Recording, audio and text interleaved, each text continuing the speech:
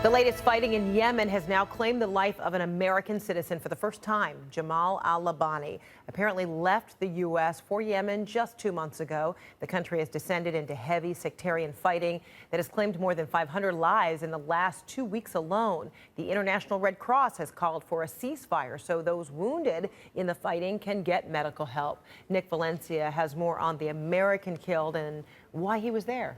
Yeah, he had recently secured a passport for his 2.5-year-old daughter, and his intention when he traveled to aid in Yemen in February was to bring back his pregnant wife and his 2.5-year-old daughter. But in the 3 weeks leading up to his death, he noticed that the situation was worsening in Yemen, according to his family.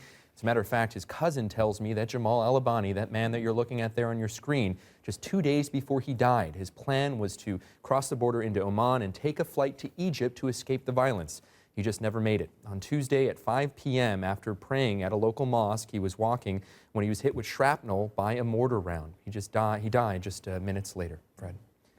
And the U.S. State Department is now responding in what way? Because there are a lot of Americans who are trying to offer some pressure to the State Department to help Americans there. Certainly. The advocates for Yemeni Americans there, U.S. citizens in Yemen, say the U.S. State Department is not doing enough to help the citizens. They say other countries like Ethiopia, Russia, China, and India have evacuated their citizens. They're wondering why more is not being done to help U.S. citizens of Yemeni descent. They issued a statement, in part, a State Department official I spoke to saying, "We encourage all U.S. citizens to shelter in a secure location until they are able to depart safely. U.S. citizens wishing to depart should do so via commercial transportation options when they are available."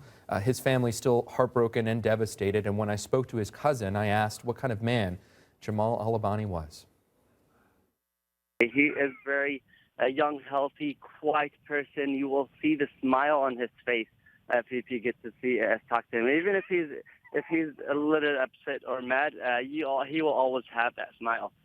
He works on that gas station and he co-owns it, and his customers even get really upset, and some of them you will see the tears in their eyes that Jamal passed away.